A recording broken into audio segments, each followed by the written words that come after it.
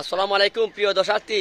আমি আমাদের গাজীপুরে আসছি, তো সৌন্দর্য দেখার জন্য আসছিলাম অন্য একটা প্রোগ্রামে।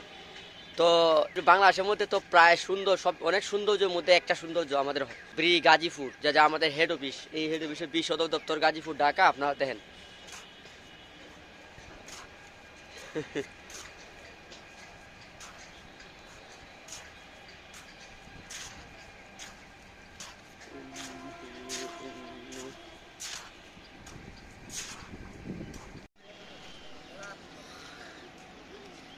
আমাদের